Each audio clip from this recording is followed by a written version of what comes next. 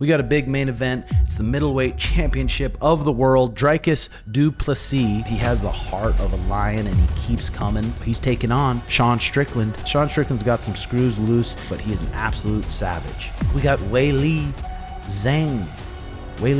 And she's taking on the undefeated Tatiana Suarez. If I had to pick in this fight, I'm thinking...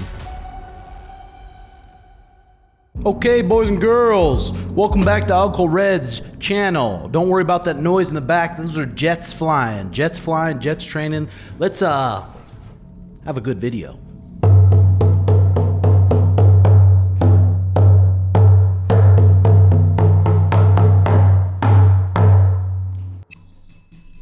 UFC 312 goes down in Kudos Bank Arena, and we got a big main event. This video is brought to you by PrizePicks. Super Bowl weekend. It's very simple. Go to the App Store, download PrizePicks. When you sign up, use code TIMBO. Place a $5 lineup and get $50 instantly to play with. You can pick more or less in the NFL, NBA, UFC for a chance to win 100 times your money. I got some easy ones for you. We got Patrick Mahomes. It's a free square. It's more than 0.5 pass yards, then you win that square. My next one, I got Alexandra Topuria. So it's Ilia Topuria's little brother, and I was doing some film and study on him, and he moves just like his brother Ilia.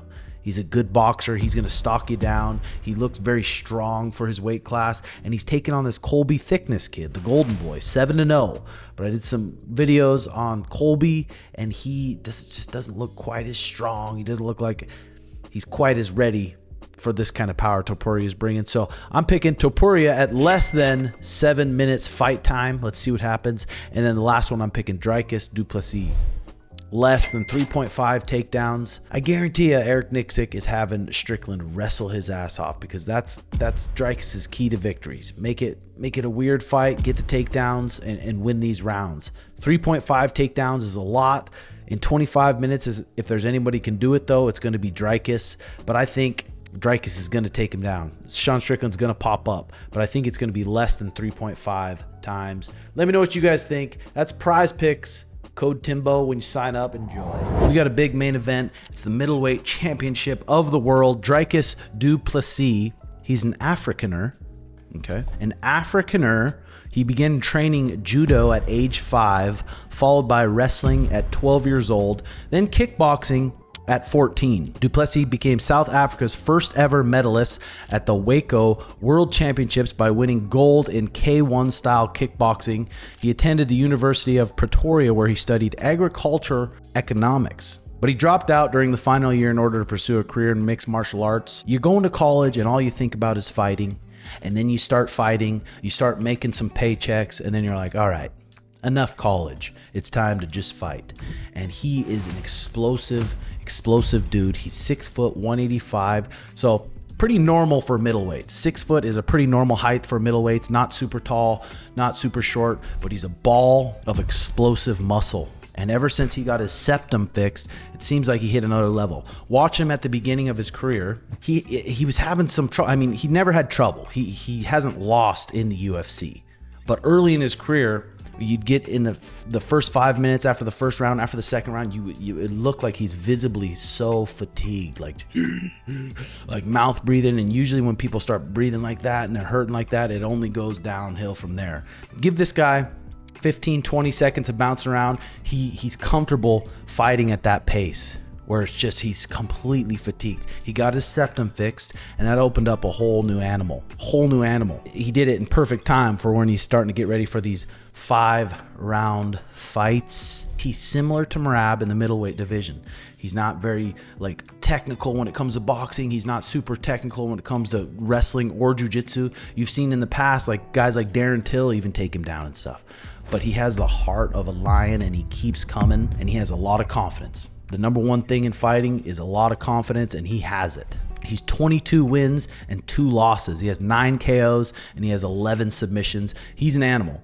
Watching the countdown, watching the embeddeds, he's got 10 guys switching in on him. 10 elite guys, 185ers, switching in on him over 25 minutes, trying to fatigue him. They can't use 2 partners with this guy. They need to use all these partners, to give these partners, go in there, Go as hard as you can for a minute, hard as you can for 2 minutes, switch him out, get a fresh guy to try to absolutely fatigue this guy. He is a real freak of nature, Dricus du Plessis, and he gets away with things that you don't think you should get away with, but he does because he's such a good athlete and he's got the heart of a lion. He's taking on Sean Strickland, and Sean Strickland's been through it.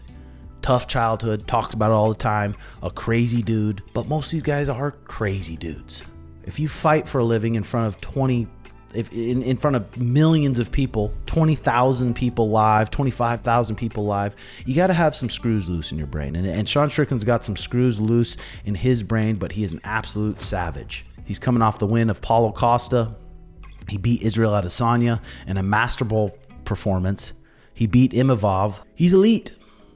He is elite, and this is a big opportunity for him. Heading to Sydney, Australia to take on Dricus. Big fight here. Winner probably fights Khamzat Chimaev. If I had to pick right now, I'm curious to how much they trained for Sean Strickland's game plan. The takedowns made the difference in their first fight. Sean Strickland walks very tall. He walks forward. He's not like a traditional striker. He throws these teeps walking forward, multiple teeps. He'll throw 3-4 teep kicks in a row. Stands tall. He's got a great style for 5 rounds. But Dricus is a little bit lower, and Dricus mixes in these double legs out of nowhere. And not really the double legs to hold him and pin him down, but maybe take him down, force Sean Strickland to go to turtle position against the fence and win 30-40% seconds of the round and do that multiple times. That's how he got it done last time. So this fight's going down.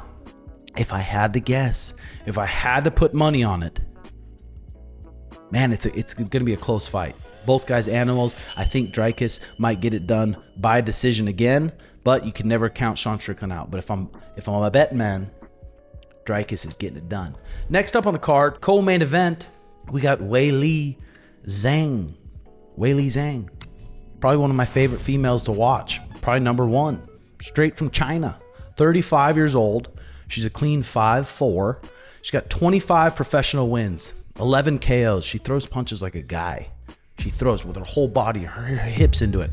A lot of girls, sometimes you see them punching and they couldn't really bust a grape, and they don't really. She throws these punches to kill you. She drives off her back foot, boom, boom, turns over her shoulders, turns over her hips to kill you. She's got 11 KOs. She's on a 4-fight win streak right now, and she's taking on the undefeated Tatiana Suarez. Tatiana has been out for a minute. Her last fight was against Jessica Andrade. She guillotined Jessica Andrade, which is crazy because Jessica Andrade barely has a neck. Stout little thing. And she submitted her with a guillotine choke. And she's got a hell of a streak. And she's a big athletic girl. She's 34 years old. She's got 10 professional wins, 2 KOs, 5 submissions, and 3 decisions with 0 losses. I'm excited for this bout. Tatiana, she's been out for a minute. Weili's last fight, April 13th, 2024. If I had to pick in this fight, I'm thinking Weili Zhang gets it done by decision. I'm curious to hear your guys' thoughts on this fight card, especially on the co-main and main. Comment what you guys think below, and let's hear your thoughts, see who's closest. So I'm gonna leave you with this, UFC 312. Every time before battle, we get the flute out.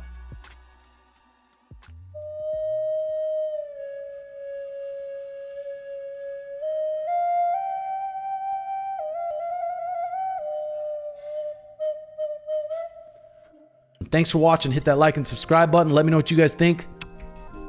Love y'all. We'll see you soon. Bye-bye.